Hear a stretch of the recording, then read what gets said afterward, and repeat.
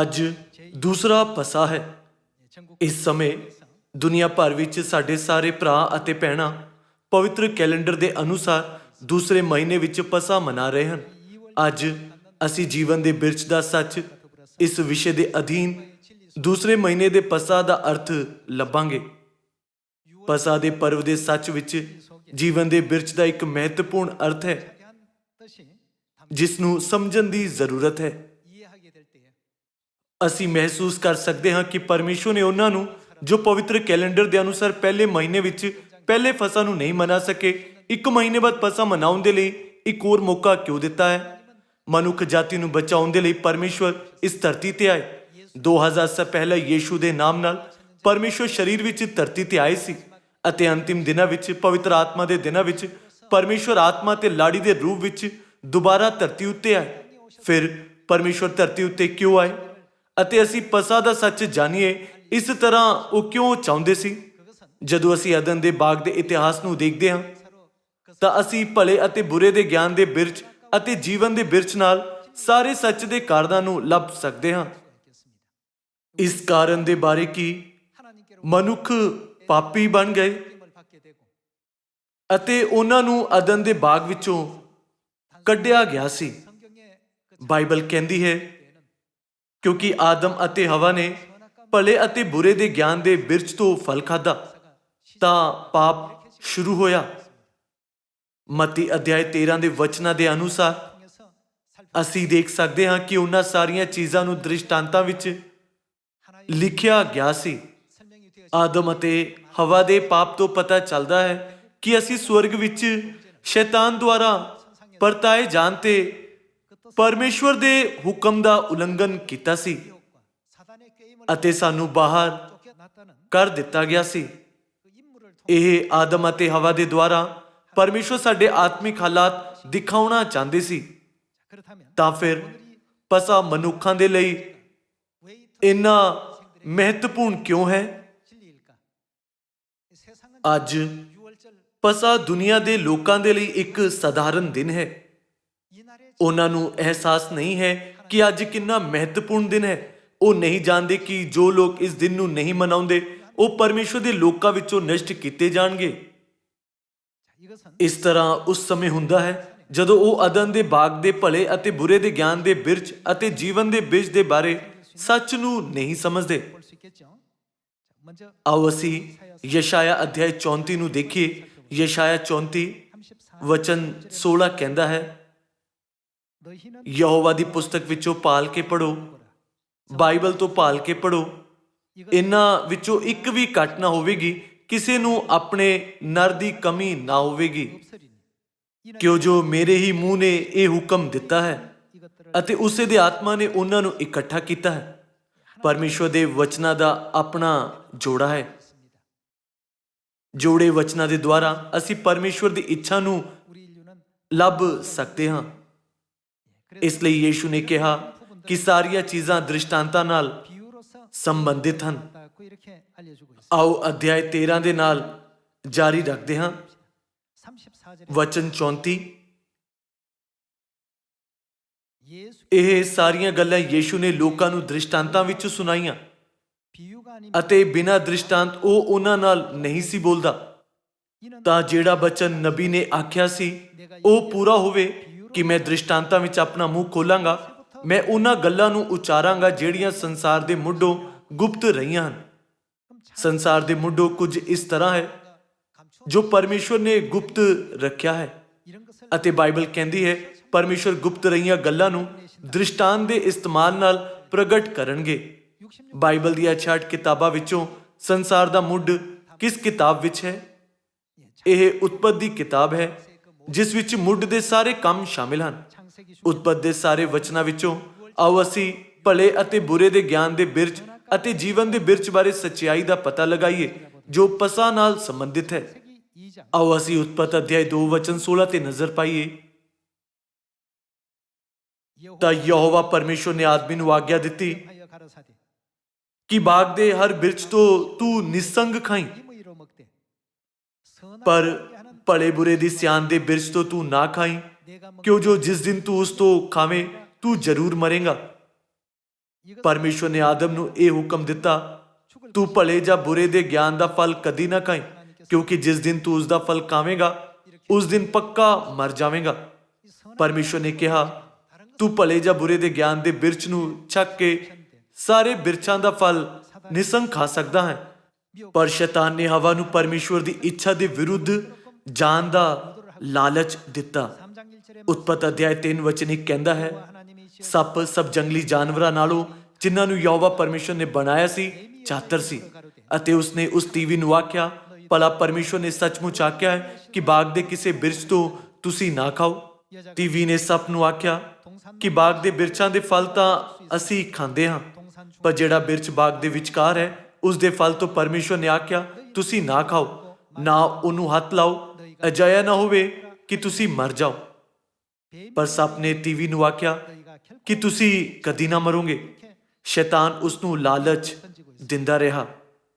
ਵਚਨ 5, ਸਗੋਂ ਪਰਮੇਸ਼ਵਰ ਜਾਣਦਾ ਹੈ ਕਿ ਜਿਸ ਦਿਨ ਤੁਸੀਂ ਉਸ ਤੋਂ ਖਾਓਗੇ ਤੁਹਾਡੀਆਂ ਅੱਖੀਆਂ ਖੁੱਲ ਜਾਣਗੀਆਂ ਅਤੇ ਤੁਸੀਂ ਪਰਮੇਸ਼ਵਰ ਵਾਂਗੂ ਭਲੇ ਬੁਰੇ ਦੀ ਸਿਆਣ ਵਾਲੇ ਹੋ ਜਾਓਗੇ। ਜਦ ਤੀਵੀ ਨੇ ਵੇਖਿਆ ਕਿ ਉਹ ਬਿਰਛ ਖਾਣ ਲਈ ਚੰਗਾ ਹੈ ਅਤੇ ਅੱਖੀਆਂ ਨੂੰ ਭਾਉਂਦਾ ਹੈ ਅਤੇ ਉਹ ਬਿਰਛ ਬੁੱਧ ਦੇਣ ਲਈ ਲੋੜੀਂਦਾ ਹੈ, ਤਾਂ ਉਸਨੇ ਉਹਦੇ ਫਲ ਤੋਂ ਲਿਆ ਤੇ ਆਪ ਖਾਧਾ, ਨਾਲੇ ਆਪਣੇ ਪਤੀ ਨੂੰ ਵੀ ਦਿੱਤਾ। ਅਤੇ ਉਸਨੇ ਖਾਧਾ ਤਾਂ ਦੋਹਾਂ ਦੀਆਂ ਅੱਖੀਆਂ ਖੁੱਲ ਗਈਆਂ ਅਤੇ ਉਹਨਾਂ ਨੇ ਜਾਣ ਲਿਆ, ਭਾਈ ਅਸੀਂ ਨੰਗੇ ਹਾਂ। ਸੋ ਉਹਨਾਂ ਨੇ ਫਗੂੜੀ ਦੇ ਪੱਤੇ ਸਿਉਂ ਕੇ ਆਪਣੇ ਲਈ ਤਹਿਮਤ ਬਣਾਏ। ਆਖਰਕਾਰ ਆਦਮ ਅਤੇ ਹਵਾ ਨੇ ਭਲੇ ਅਤੇ ਬੁਰੇ ਦੇ ਗਿਆਨ ਦੇ ਬਿਰਛ ਤੋਂ ਫਲ ਖਾਧਾ ਅਤੇ ਅਦਨ ਦੇ ਬਾਗ ਵਿੱਚ ਪਰਮੇਸ਼ਵਰ ਦੇ ਕਾਨੂੰਨ ਨੂੰ ਤੋੜ ਦਿੱਤਾ। ਇਹ ਪਹਿਲਾ ਪਾਪ ਸਾਰੇ ਮਨੁੱਖਾਂ ਨੂੰ ਸੌਂਪ ਦਿੱਤਾ ਗਿਆ ਸੀ। ਆਦਮ ਅਤੇ ਹਵਾ ਤੋਂ ਪਾਪ ਸ਼ੁਰੂ ਹੋਇਆ ਅਤੇ ਜਿਵੇਂ ਕਿ ਲਿਖਿਆ ਗਿਆ ਹੈ, ਪਾਪ ਦੀ ਮਜ਼ਦੂਰੀ ਮੌਤ ਹੈ। ਸਾਰੇ ਲੋਕਾਂ ਨੂੰ ਮੌਤ ਦਾ ਸਾਹਮਣਾ ਕਰਨਾ ਪਿਆ। ਤਾਂ ਫਿਰ ਕੀ ਉਹਨਾਂ ਲੋਕਾਂ ਦੇ ਲਈ ਜੀਵਨ ਦੇ ਬਿਰਛ ਨੂੰ ਖਾਣ ਦਾ ਕੋਈ ਰਸਤਾ ਨਹੀਂ ਹੈ ਜੋ ਮਰਨ ਦੇ ਲਈ ਨਿਯੁਕਤ ਹਨ? ਆਓ ਅਸੀਂ ਉਤਪਤ ਅਧਿਆਇ 3 ਵਚਨ 22 ਤੇ ਇੱਕ ਨਜ਼ਰ ਪਾਈਏ। ਤਦ ਯਹੋਵਾ ਪਰਮੇਸ਼ਵਰ ਨੇ ਆਖਿਆ, ਵੇਖੋ ਆਦਮੀ ਭਲੇ ਬੁਰੇ ਦੀ ਸਿਆਣ ਵਿੱਚ ਸਾਡੇ ਵਿੱਚੋਂ ਇੱਕ ਵਰਗਾ ਹੋ ਗਿਆ, ਅਤੇ ਹੁਣ ਅਜਿਹਾ ਨਾ ਹੋਵੇ ਕਿ ਉਹ ਆਪਣਾ ਹੱਥ ਵਧਾ ਕੇ ਜੀਵਨ ਦੇ ਵਿਸ਼ ਤੋਂ ਵੀ ਲੈ ਕੇ ਖਾਵੇ ਅਤੇ ਸਦਾ ਜਿਉਂਦਾ ਰਹੇ। ਜੋ ਵੀ ਭਲੇ ਅਤੇ ਬੁਰੇ ਦੇ ਗਿਆਨ ਦੇ ਬਿਰਛ ਨੂੰ ਖਾਵੇਗਾ ਉਹ ਮਰ ਜਾਵੇਗਾ। ਜੀਵਨ ਦੇ ਬਿਰਛ ਬਾਰੇ ਕੀ? ਇਹਨਾਂ ਦੋ ਬਿਰਛਾਂ ਵਿੱਚੋਂ ਹਰੇਕ ਦੀ ਅਲੱਗ-ਅਲੱਗ ਵਿਸ਼ੇਸ਼ਤਾ ਹੈ। ਇੱਕ ਬਿਰਛ ਮੌਤ ਦਿੰਦਾ ਹੈ ਅਤੇ ਦੂਸਰਾ ਬਿਰਛ ਸਦੀਪਕ ਜੀਵਨ ਦਿੰਦਾ ਹੈ। ਅਸੀਂ ਸੋਚ ਸਕਦੇ ਹਾਂ, ਭਲੇ ਅਤੇ ਬੁਰੇ ਦੇ ਗਿਆਨ ਦੇ ਬਿਰਛ ਤੋਂ ਖਾਣ ਦੇ ਬਾਅਦ ਆਦਮ ਅਤੇ ਹਵਾ ਨੇ ਜੀਵਨ ਦੇ ਵਿਸ਼ ਦੇ ਫਲ ਤੋਂ ਕਿਉਂ ਨਹੀਂ ਖਾਧਾ?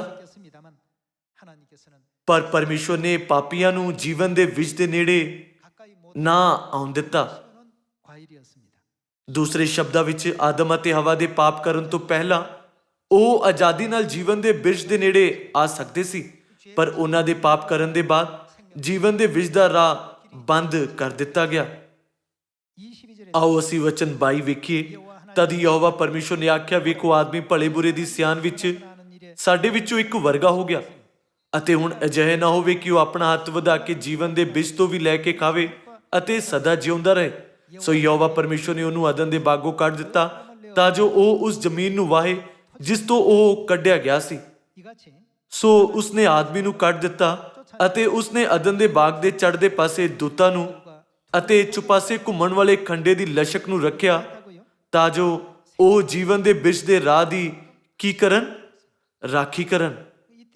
ਉਸ ਸਮੇਂ ਤੋਂ ਆਦਮ ਅਤੇ ਹਵਾ ਨੇ ਜੀਵਨ ਦੇ ਬਿਰਛਾਂ ਦਾ ਰਾਹ ਖੋਲ ਦਿੱਤਾ ਅਤੇ ਆਪਣੇ ਹਾਲਾਤਾਂ ਤੇ ਅਫਸੋਸ ਕੀਤਾ। ਜਿਵੇਂ ਕਿ ਰੋਮੀਓ ਦੇ ਅਧਿਆਇ 7 ਵਿੱਚ ਲਿਖਿਆ ਗਿਆ ਹੈ, ਮੈਂ ਕਿੱਡਾ ਮੰਦਭਾਗੀ ਮਨੁੱਖ ਹਾਂ, ਕੌਣ ਮੈਨੂੰ ਇਸ ਮੌਤ ਦੇ ਸਰੀਰ ਤੋਂ ਛੁਡਾਵੇਗਾ? ਕਿਉਂਕਿ ਮਨੁੱਖ ਜਾਤੀ ਦਾ ਪਹਿਲਾ ਪਾਪ ਅਦਨ ਦੇ ਬਾਗ ਤੋਂ ਸ਼ੁਰੂ ਹੋਇਆ ਸੀ। ਇਹ ਅਦਨ ਦਾ ਬਾਗ ਹੀ ਹੈ ਜਿੱਥੇ ਪਾਪ ਦੇ ਮਾਮਲੇ ਦਾ ਹੱਲ ਕੱਢਿਆ ਜਾ ਸਕਦਾ ਹੈ। ਆਮ ਤੌਰ ਤੇ ਕਹਿੰਦੇ ਹਨ ਕਿ ਜਿੱਥੇ ਕੋਈ ਸਮੱਸਿਆ ਹੁੰਦੀ ਹੈ ਉਸ ਦਾ ਹੱਲ ਵੀ ਉੱਥੇ ਹੀ ਹੁੰਦਾ ਹੈ। ਇਸ ਲਈ ਜੇਕਰ ਕੋਈ ਦੁਰਘਟਨਾ ਹੁੰਦੀ ਹੈ ਤਾਂ ਜੋ ਜਾਂਚਣ ਵਾਲਾ ਹੈ ਮਾਮਲੇ ਨੂੰ ਸੁਲਝਾਉਣ ਦੇ ਲਈ ਇੱਕ ਸੁਰਾਗ ਲੱਭਣ ਦੇ ਲਈ ਉਸੇ ਜਗ੍ਹਾ ਤੇ ਜਾਂਦਾ ਹੈ। ਇਹ ਮਨੁੱਖ ਜਾਤੀ ਦੇ ਪਹਿਲੇ ਪਾਪ ਦੇ ਨਾਲ ਵੀ ਇਸ ਤਰ੍ਹਾਂ ਹੀ ਹੈ।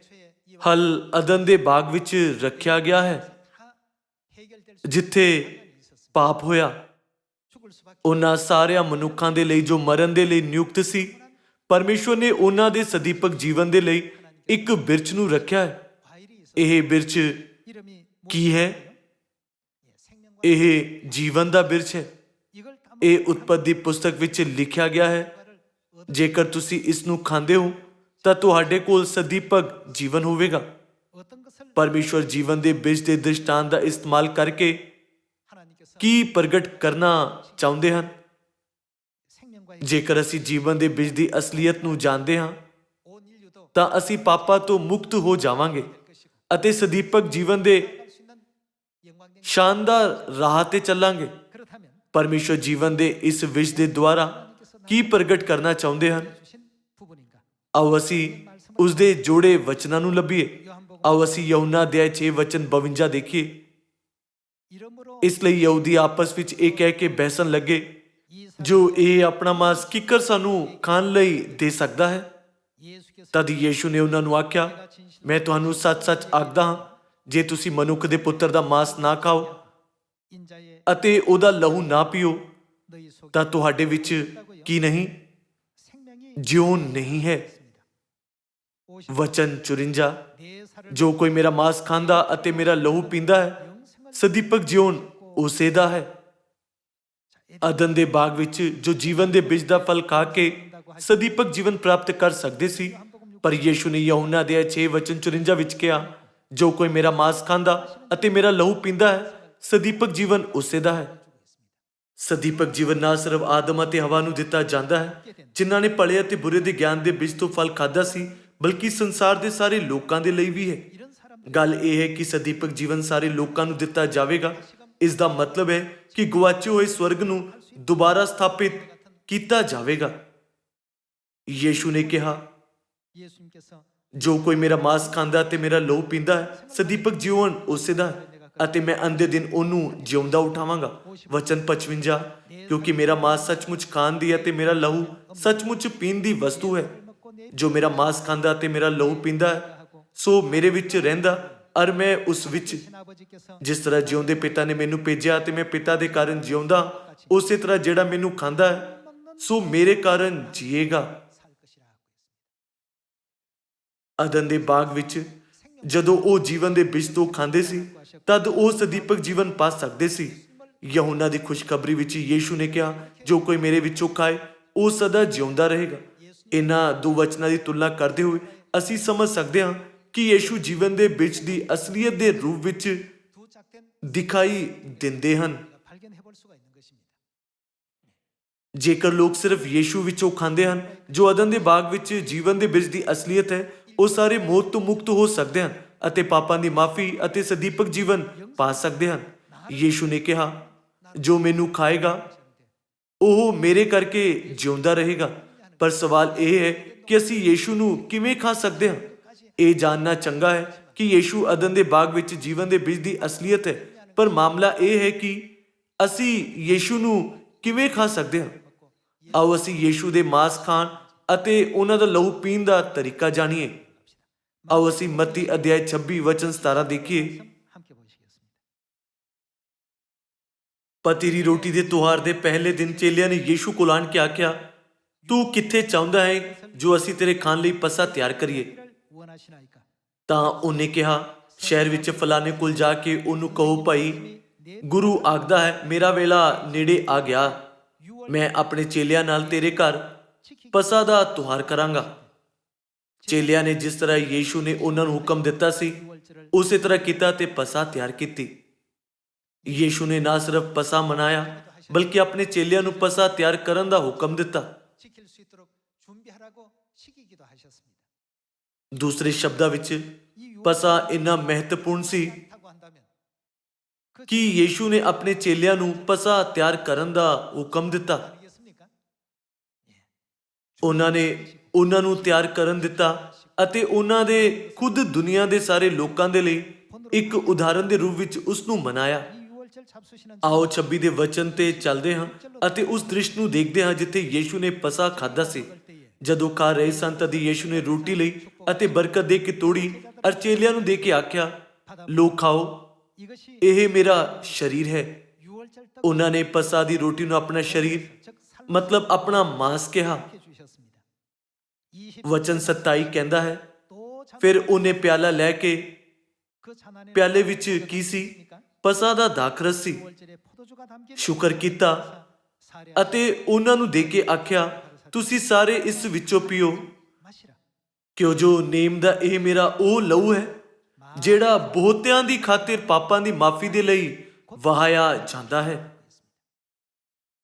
ਯੀਸ਼ੂ ਨੇ ਪਸਾ ਦੀ ਰੋਟੀ ਅਤੇ ਦਾਖਰਸ ਨੂੰ ਆਪਣੇ ਮਾਂਸ ਅਤੇ ਲਹੂ ਦੇ ਰੂਪ ਵਿੱਚ ਦਰਸਾਇਆ ਅਤੇ ਉਹਨਾਂ ਨੇ ਕਿਹਾ, ਜੋ ਉਸ ਰੋਟੀ ਅਤੇ ਦਾਖਰਸ ਖਾਂਦੇ ਅਤੇ ਪੀਂਦੇ ਹਨ, ਯੀਸ਼ੂ ਉਹਨਾਂ ਨੂੰ ਉਹਨਾਂ ਲੋਕਾਂ ਦੇ ਰੂਪ ਵਿੱਚ ਸਵੀਕਾਰ ਕਰਨਗੇ ਜੋ ਯੀਸ਼ੂ ਦਾ ਮਾਂਸ ਅਤੇ ਲਹੂ ਖਾਂਦੇ ਅਤੇ ਪੀਂਦੇ ਹਨ। ਲੂਕਾ 22 ਵਿੱਚ ਉਸ ਨੇਮ ਨੂੰ ਨਵਾਂ ਨੇਮ ਕਿਹਾ ਗਿਆ ਸੀ। ਫਿਰ ਕੀ ਇਸ ਦਾ ਮਤਲਬ ਇਹ ਨਹੀਂ ਹੈ ਕਿ ਜੋ ਕੋਈ ਵੀ ਪਸਾ ਮਨਾਉਂਦਾ ਹੈ ਉਹ ਉਹੀ ਹੋਵੇਗਾ ਜੋ ਮਸੀਹ ਦੇ ਮਾਂਸ ਅਤੇ ਲਹੂ ਨੂੰ ਖਾਂਦਾ ਹੈ ਅਤੇ ਪੀਂਦਾ ਹੈ ਅਤੇ ਸਦੀਪਕ ਜੀਵਨ ਪ੍ਰਾਪਤ ਕਰਦਾ ਹੈ? ਇਹ ਜੀਵਨ ਦੇ ਵਿੱਚ ਤੋਂ ਖਾਣ ਦੇ ਬਰਾਬਰ ਹੈ। ਉਹਨਾਂ ਸਾਰੇ ਲੋਕਾਂ ਦੇ ਲਈ ਜੋ ਭਲੇ ਅਤੇ ਬੁਰੇ ਦੇ ਗਿਆਨ ਦੇ ਬਿਰਛ ਦਾ ਫਲ ਖਾਣ ਦੇ ਕਰਕੇ ਮਰਨ ਦੇ ਲਈ ਨਿਯੁਕਤ ਸੀ, ਜੀਵਨ ਦੇ ਵਿੱਚ ਤੋਂ ਖਾਣਾ ਸਭ ਤੋਂ ਜ਼ਰੂਰੀ ਪਹਿਲ ਹੈ। ਯੀਸ਼ੂ ਨੇ ਇੱਕ ਪੱਕਾ ਵਾਅਦਾ ਕੀਤਾ ਕਿ ਪਸਾ ਦੀ ਰੋਟੀ ਅਤੇ ਦਾਖਰਸ ਉਹਨਾਂ ਦਾ ਮਾਂਸ ਅਤੇ ਲਹੂ ਹੈ ਜੋ ਜੀਵਨ ਦੇ ਬਿਰਛ ਦੀ ਅਸਲੀਅਤ ਹੈ। ਕੁਝ ਲੋਕਾਂ ਨੂੰ ਚੰਗੀ ਤਰ੍ਹਾਂ ਨਾਲ ਸਮਝ ਨਹੀਂ ਆਉਂਦਾ ਕਿ ਨੇਮ ਸ਼ਬਦ ਕਿਸ ਅਰਥ ਨੂੰ ਦਰਸਾਉਂਦਾ ਹੈ। ਤੁਹਾਡੇ ਬਟੂਏ ਵਿੱਚ ਸ਼ਾਇਦ ਤੁਹਾਡੇ ਕੁਝ ਬਿੱਲ ਹਨ। ਉਹ ਕਿਸ ਤੋਂ ਬਣੇ ਹੋਏ ਹਨ? ਇਹ ਕਾਗਜ਼ ਤੋਂ ਬਣੇ ਹੁੰਦੇ ਹਨ। ਦੁਨੀਆ ਵਿੱਚ ਕਈ ਪ੍ਰਕਾਰ ਦੇ ਕਾਗਜ਼ ਹਨ ਜੋ ਬਿੱਲਾਂ ਨਾਲੋਂ ਵੱਡੇ ਹਨ, ਹੈ ਨਾ? ਉਦਾਹਰਨ ਦੇ ਲਈ ਇੱਕ A4 ਸਾਈਜ਼ ਦਾ ਕਾਗਜ਼ ਹੈ। ਜੇਕਰ ਤੁਸੀਂ ਇੱਕ ਛੋਟੇ ਆਕਾਰ ਦੇ ਕਾਗਜ਼ ਦੀ ਕੀਮਤ ਦੀ ਤੁਲਨਾ ਜਿਸ ਤੇ $50 ਲਿਖੇ ਹਨ A4 ਸਾਈਜ਼ ਦੇ ਪੇਪਰ ਤੋਂ ਕਰੋ ਤਾਂ ਕਿਸ ਦੀ ਕੀਮਤ ਦੂਸਰੇ ਤੋਂ ਜ਼ਿਆਦਾ ਹੈ? ਆਕਾਰ ਦੇ ਰੂਪ ਵਿੱਚ A4 ਕਾਗਜ਼ ਬਹੁਤ ਵੱਡਾ ਦਿਖਦਾ ਹੈ, ਇੱਥੋਂ ਤੱਕ ਕਿ ਇਹ ਸਾਫ਼ ਸੁਥਰਾ ਅਤੇ ਚੰਗਾ ਦਿਖਦਾ ਹੈ। ਹਾਲਾਂਕਿ ਸਾਰੇ ਲੋਕ ਉਸ ਕਾਗਜ਼ ਨੂੰ ਬਹੁਤ ਵਧੀਆ ਸਮਝਦੇ ਹਨ ਜਿਸ ਤੇ $50 ਲਿਖਿਆ ਗਿਆ ਹੈ। ਉਸ ਦਾ ਕੀ ਕਾਰਨ ਹੈ? ਇਹ ਇੱਕ ਹੀ ਕਾਗਜ਼ ਹਨ। ਦੋਨਾਂ ਦੇ ਵਿੱਚ ਕੀ ਫਰਕ ਹੈ? ਕੀਮਤ ਵਿੱਚ ਫਰਕ ਹੈ। ਕੀਮਤ ਕਿਸ ਤੋਂ ਬਣੀ ਹੈ? ਇਹ ਨੇਮ ਮਤਲਬ ਵਾਅਦੇ ਤੋਂ ਬਣੀ ਹੈ। $50 ਦੇ ਬਿੱਲ ਤੇ ਇੱਕ ਵਾਅਦਾ ਹੈ, ਪਰ ਇੱਕ A4 ਸਾਈਜ਼ ਕਾਗਜ਼ ਤੇ ਕੋਈ ਵੀ ਨਹੀਂ ਹੈ। ਰੋਟੀ ਅਤੇ ਦਾਖਰਸ ਦੇ ਲਈ ਵੀ ਇਸ ਤਰ੍ਹਾਂ ਹੀ ਹੈ। ਜਦੋਂ ਤੁਸੀਂ ਬਾਹਰ ਜਾਂਦੇ ਹੋ ਤਾਂ ਸਾਰੇ ਪ੍ਰਕਾਰ ਦੀ ਰੋਟੀ ਹੁੰਦੀ ਹੈ। ਬਹੁਤ ਸਾਰੀਆਂ ਸਵਾਦ ਰੋਟੀਆਂ ਹਨ, ਪਰ ਉਹ ਰੋਟੀਆਂ ਸਿਰਫ ਭੋਜਨ ਨਾਲੋਂ ਜ਼ਿਆਦਾ ਕੁਝ ਵੀ ਨਹੀਂ ਹਨ। ਪਰ ਜੋ ਰੋਟੀ ਅਤੇ ਦਾਖਰਸ ਅਸੀਂ ਅੱਜ ਪਸਾ ਦੇ ਪਰਵ ਤੇ ਖਾਵਾਂਗੇ ਅਤੇ ਪੀਵਾਂਗੇ, ਉਸ ਵਿੱਚ ਪਰਮੇਸ਼ਵਰ ਦਾ ਨੇਮ ਅਤੇ ਵਾਅਦਾ ਹੈ।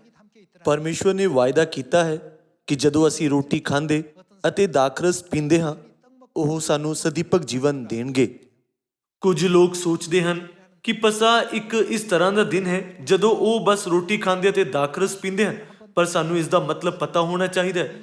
ਪਸਾ ਦੀ ਤਾਰੀਖ ਵੀ ਮਹੱਤਵਪੂਰਨ ਹੈ। ਆਓ ਅਸੀਂ ਇੱਕ ਪਲ ਦੇ ਲਈ ਲੂਕਾ ਅਧਿਆਇ 22 ਤੇ ਜਾਈਏ। ਲੂਕਾ ਅਧਿਆਇ 22 ਵਚਨ 7। ਪੱਤੀ ਰੋਟੀ ਦਾ ਦਿਨ ਆਇਆ ਜਿਸ ਵਿੱਚ ਪਸਾ ਦੇ ਲਈ ਬਲੀਦਾਨ ਕਰਨਾ ਸੀ, ਅਤੇ ਉਸਨੇ ਪਤਰਸ ਅਤੇ ਯਹੂਨਾ ਨੂੰ ਇਹ ਕਹਿ ਕੇ ਘੱਲਿਆ, ਭਾਈ ਜਾ ਕੇ ਸਾਡੇ ਲਈ ਪਸਾ ਤਿਆਰ ਕਰੋ ਤਾਂ ਅਸੀਂ ਖਾਈਏ। ਉਹਨਾਂ ਉਸ ਨੂੰ ਆਖਿਆ, ਤੂੰ ਕਿੱਥੇ ਚਾਹੁੰਦਾ ਹੈ ਜੋ ਅਸੀਂ ਤਿਆਰ ਕਰੀਏ?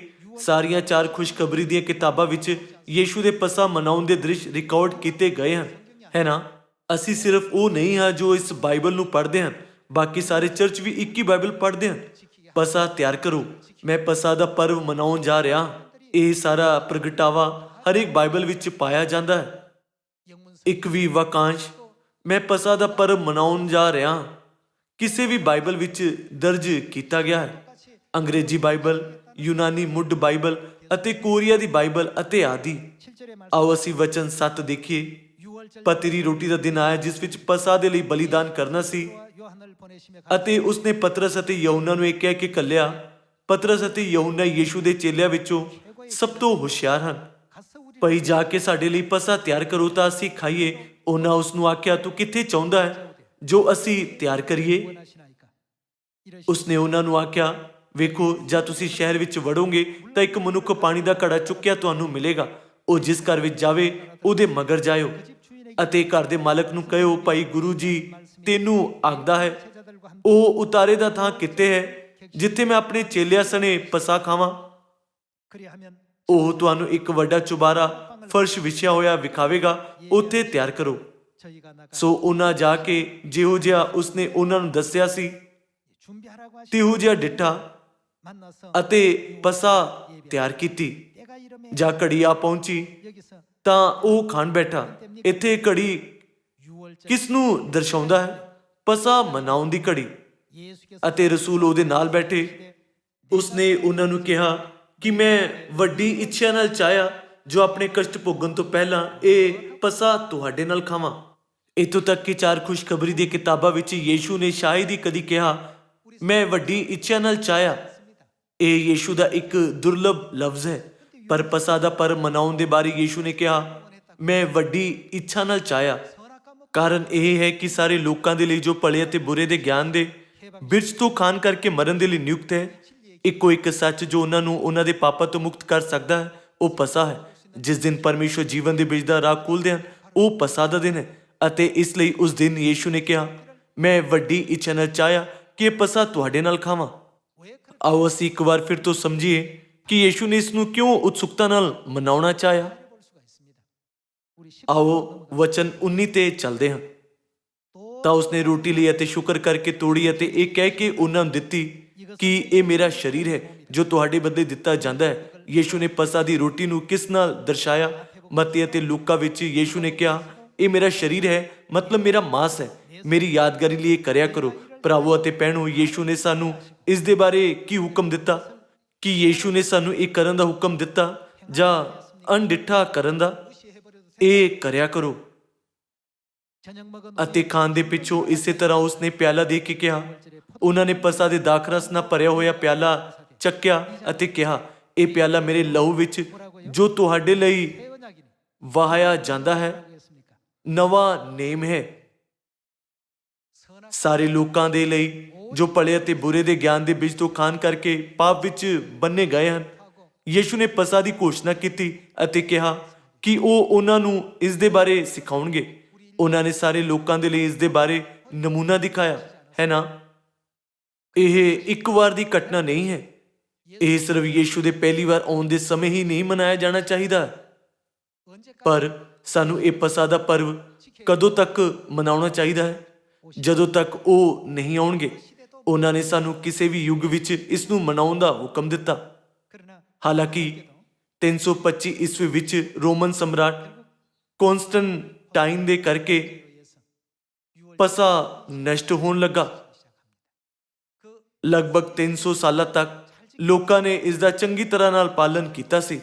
ਰਸੂਲਾਂ ਨੇ ਪਾਲਨ ਕੀਤਾ, ਪਹਿਲੇ ਚਰਚ ਦੇ ਮੈਂਬਰਾਂ ਨੇ ਪਾਲਨ ਕੀਤਾ, ਉਹਨਾਂ ਦੀ ਅਗਲੀ ਪੀੜ੍ਹੀਆਂ ਨੇ ਇਸ ਦਾ ਪਾਲਨ ਕੀਤਾ ਅਤੇ ਉਹਨਾਂ ਦੀ ਅਗਲੀ ਤੋਂ ਅਗਲੀ ਪੀੜ੍ਹੀਆਂ ਨੇ ਲਗਾਤਾਰ ਇਸ ਦਾ ਪਾਲਨ ਕੀਤਾ।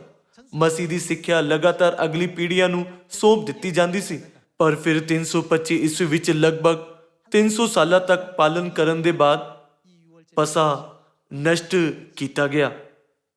ਦਾਨੀਏਲ ਅਧਿਆਇ 7 ਵਚਨ 25 ਵਿੱਚ ਇਹ ਕਿਹਾ ਗਿਆ ਹੈ ਕਿ ਜੋ ਪਰਮੇਸ਼ਵਰ ਦੇ ਵਿਰੁੱਧ ਹੈ ਉਹ ਪਰਮੇਸ਼ਵਰ ਦੇ ਮੁਕਰਰ ਸਮਿਆਂ ਅਤੇ ਵਿਵਸਥਾ ਨੂੰ ਬਦਲਣ ਦੀ ਆਸ ਕਰੇਗਾ। ਇਹ ਕੈਥੋਲਿਕ ਚਰਚ ਅਤੇ ਈਸਾਈ ਇਤਿਹਾਸ ਵਿੱਚ ਵੀ ਦਰਜ ਕੀਤਾ ਗਿਆ ਹੈ। ਪਰਮੇਸ਼ਵਰ ਜੋ ਸਾਡੀਆਂ ਆਤਮਾਵਾਂ ਦੇ ਸੁਆਮੀ ਹਨ ਅਤੇ ਸਾਡੀ ਆਤਮਾਵਾਂ ਦੇ ਮੁਕਤੀ ਦਾਤਾ ਹਨ, ਉਹਨਾਂ ਦਾ ਪਵਿੱਤਰ ਹੁਕਮ ਨਾ ਸਿਰਫ ਇੱਕ ਧਾਰਮਿਕ ਕਾਨੂੰਨ ਦੁਆਰਾ ਖਤਮ ਕਰ ਦਿੱਤਾ ਗਿਆ ਸੀ। ਉਸ ਸਮੇਂ ਤੋਂ ਜੇਕਰ ਕੋਈ ਵੀ ਪਸਾ ਦਾ ਪਾਲਨ ਕਰਦਾ ਸੀ, ਉਸ ਨੂੰ ਧਾਰਮਿਕ ਕਾਨੂੰਨ ਦਾ ਉਲੰਘਣ ਕਰਨ ਵਾਲੇ ਵਿਅਕਤੀ ਦੇ ਰੂਪ ਵਿੱਚ ਠਹਿਰਾਇਆ ਜਾਂਦਾ ਸੀ ਅਤੇ ਉਸ ਨੂੰ ਸਤਾਇਆ ਅਤੇ ਨੁਕਸਾਨ ਪਹੁੰਚਾਇਆ ਜਾਂਦਾ ਸੀ। ਇਸ ਤਰ੍ਹਾਂ ਲੰਬੇ ਸਮੇਂ ਤੱਕ ਚੱਲਿਆ। ਇਸ ਲਈ ਜੋ ਲੋਕ ਸੱਚ ਦਾ ਪਾਲਨ ਕਰਨਾ ਚਾਹੁੰਦੇ ਸੀ ਉਹ ਕਮਜ਼ੋਰ ਹੋ ਗਏ ਅਤੇ ਨਿਰਾਸ਼ ਹੋ ਗਏ। ਇਸ ਪ੍ਰਕਾਰ ਅੰਤ ਵਿੱਚ ਸੱਚ ਗਾਇਬ ਹੋ ਗਿਆ ਅਤੇ ਇਸ ਲਈ ਇਸ ਸਮੇਂ ਨੂੰ ਹਨੇਰੇ ਦਾ ਯੁੱਗ ਕਿਹਾ ਜਾਂਦਾ ਹੈ। ਬਾਈਬਲ ਦੀਆਂ ਭਵਿੱਖਬਾਣੀਆਂ ਦੇ ਮੁਤਾਬਿਕ ਗੁਆਚੇ ਹੋਏ ਸੱਚ ਨਵੇਂ ਨੇਮ ਦੇ ਪਸਾ ਨੂੰ ਕੌਣ ਦੁਬਾਰਾ ਸਥਾਪਿਤ ਕਰ ਸਕਦਾ ਹੈ? ਯਸ਼ਾਇਆ 25 ਦੱਸਦਾ ਹੈ ਕਿ ਜਦੋਂ ਤੱਕ ਪਰਮੇਸ਼ਵਰ ਇਸ ਧਰਤੀ ਤੇ ਨਹੀਂ ਆਉਂਦੇ ਅਤੇ ਜੀਵਨ ਦੇ ਸੱਚ ਪਸਾਂ ਨੂੰ ਦੁਬਾਰਾ ਸਥਾਪਿਤ ਨਹੀਂ ਕਰਦੇ, ਕਿਸੇ ਨੂੰ ਵੀ ਭਲੇ ਅਤੇ ਬੁਰੇ ਦੇ ਗਿਆਨ ਦੇ ਬਿਰਛ ਦੇ ਫਲ ਖਾਣ ਦੇ ਪਾਪ ਤੋਂ ਮੁਕਤ ਨਹੀਂ ਕੀਤਾ ਜਾ ਸਕਦਾ। ਆਓ ਅਸੀਂ ਯਸ਼ਾਇਆ ਅਧਿਆਇ 25 ਵਚਨ 6 ਤੇ ਇੱਕ ਨਜ਼ਰ ਪਾਈਏ।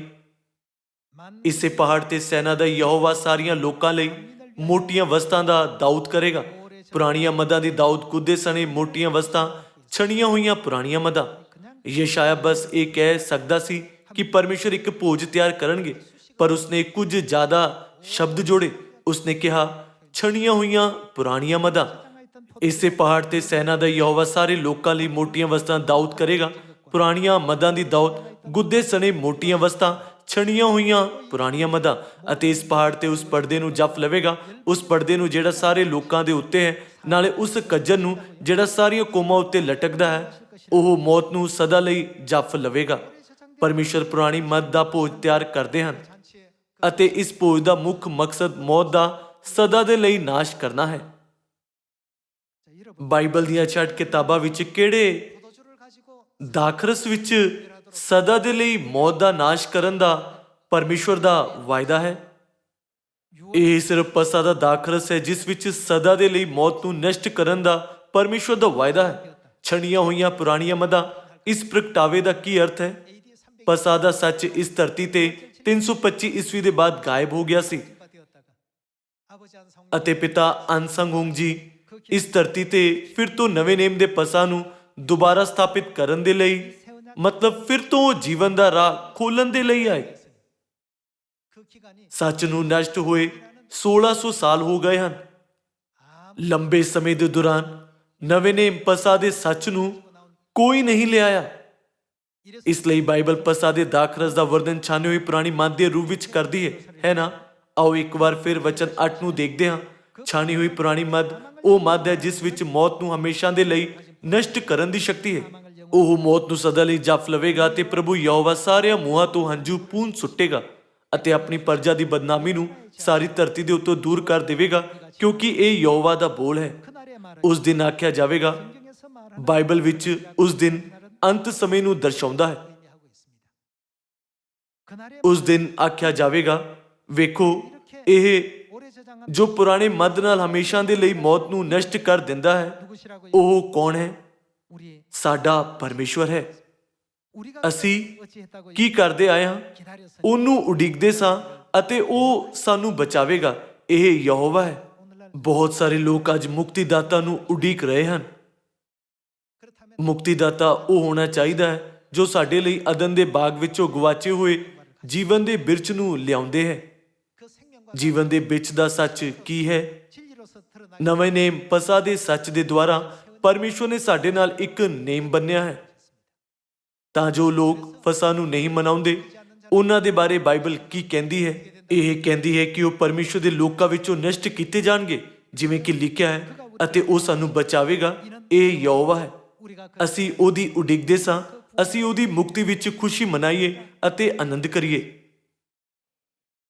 ਪਰਮੇਸ਼ਵਰ ਨੇ ਸਾਨੂੰ ਸਪਸ਼ਟ ਰੂਪ ਨਾਲ ਸਿਖਾਇਆ ਹੈ ਕਿ ਉਤਪਤ ਵਿੱਚ ਜੀਵਨ ਦਾ ਬਿਰਛ ਇੱਕ ਦ੍ਰਿਸ਼ਟਾਂਤ ਹੈ ਅਤੇ ਇਸ ਦੀ ਅਸਲੀਅਤ ਨਵੇਂ ਨੇਮ ਦਾ ਪਸਾ ਹੈ।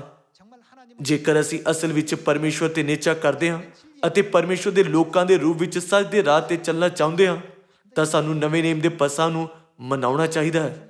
ਪਸਾ ਇੰਨਾ ਮਹੱਤਵਪੂਰਨ ਹੈ ਕਿ ਪਰਮੇਸ਼ਵਰ ਨੇ ਸਾਨੂੰ ਹੋਰ ਪਰਵਾਂ ਦੇ ਬਦਲੇ ਇਸ ਨੂੰ ਮਨਾਉਣ ਦਾ ਇੱਕ ਹੋਰ ਮੌਕਾ ਦਿੱਤਾ ਹੈ, ਕਿਉਂਕਿ ਫਸਾ ਵਿੱਚ ਬਹੁਤ ਮਹੱਤਵਪੂਰਨ ਅਰਥ ਅਤੇ ਵਾਅਦਾ ਹੈ। ਇਸ ਲਈ ਪਰਮੇਸ਼ਵਰ ਸਾਨੂੰ ਇਸ ਨੂੰ ਇੱਕ ਵਾਰ ਫਿਰ ਦੂਸਰੇ ਮਹੀਨੇ ਦੇ 14ਵੇਂ ਦਿਨ ਮਨਾਉਣ ਦੀ ਇਜਾਜ਼ਤ ਦਿੰਦੇ ਹਨ, ਕਿਉਂਕਿ ਅਸੀਂ ਨਹੀਂ ਜਾਣਦੇ ਕਿ ਸਾਡਾ ਕੀ ਹੋਵੇਗਾ ਅਤੇ ਸਾਡੇ ਵਿੱਚੋਂ ਕੁਝ ਇਸ ਨੂੰ ਪਵਿੱਤਰ ਕੈਲੰਡਰ ਦੇ ਪਹਿਲੇ ਮਹੀਨੇ ਦੇ 14ਵੇਂ ਦਿਨ, ਜੋ ਕਿ ਪਸਾ ਦੀ ਅਸਲੀ ਤਾਰੀਖ ਹੈ, ਮਨਾਉਣ ਵਿੱਚ ਕਾਬਿਲ ਨਹੀਂ ਹਨ। ਜੇਕਰ ਅਸੀਂ ਦੂਸਰਾ ਪਸਾ ਵੀ ਨਹੀਂ ਮਨਾਉਂਦੇ ਤਾਂ ਸਾਡੇ ਕੋਲ ਪਰਮੇਸ਼ਵਰ ਦੀ ਕਿਰਪਾ ਪ੍ਰਾਪਤ ਕਰਨ ਦਾ ਕੋਈ ਹੋਰ ਮੌਕਾ ਨਹੀਂ ਹੈ। ਪਰਮੇਸ਼ਵਰ ਨੇ ਜਿਨ੍ਹਾਂ ਦੀ ਅਸੀਂ ਉਡੀਕ ਕਰ ਰਹੇ ਹਾਂ, ਸਾਰੀ ਮਨੁੱਖ ਜਾਤੀ ਦੇ ਲਈ ਜੀਵਨ ਦੇ ਬਿਰਛ ਦੀ ਅਸਲੀਅਤ ਨਵੇਂ ਨੇਮ ਦੇ ਪਸਾ ਦੇ ਸੱਚ ਦੀ ਘੋਸ਼ਣਾ ਕੀਤੀ ਹੈ, ਤਾਂ ਜੋ ਸਾਨੂੰ ਮੌਤ ਤੋਂ ਮੁਕਤੀ ਮਿਲੇ ਅਤੇ ਆਜ਼ਾਦੀ ਦਿੱਤੀ ਜਾ ਸਕੇ। ਅਸੀਂ ਅੱਜ ਉਹ ਪਸਾ ਮਨਾਉਂਦੇ ਹਾਂ। ਕਿ ਹੁਣ ਤੁਸੀਂ ਸਮਝ ਸਕਦੇ ਹੋ ਕਿ ਯੀਸ਼ੂ ਨੇ ਕਿਉਂ ਕਿਹਾ ਮੈਂ ਵੱਡੀ ਇੱਛਾ ਨਾਲ ਚਾਹਿਆ ਕਿ ਇਹ ਪਸਾ ਤੁਹਾਡੇ ਨਾਲ ਖਾਵਾਂ। ਅਸੀਂ ਵੀ ਇਸ ਨੂੰ ਮਨਾਉਣ ਦੀ ਉਤਸੁਕਤਾ ਨਾਲ ਇੱਛਾ ਕੀਤੀ ਹੈ ਅਤੇ ਪਵਿੱਤਰ ਕੈਲੰਡਰ ਦੇ ਅਨੁਸਾਰ ਦੂਸਰਾ ਪਸਾ ਮਨਾਉਣ ਆਏ ਹਾਂ, ਹੈ ਨਾ? ਮੈਨੂੰ ਆਸ ਸੀ ਕਿ ਤੁਸੀਂ ਪਸਾ ਦੇ ਅਰਥ ਨੂੰ ਸਹੀ ਢੰਗ ਨਾਲ ਸਮਝ ਰਹੇ ਹੋ।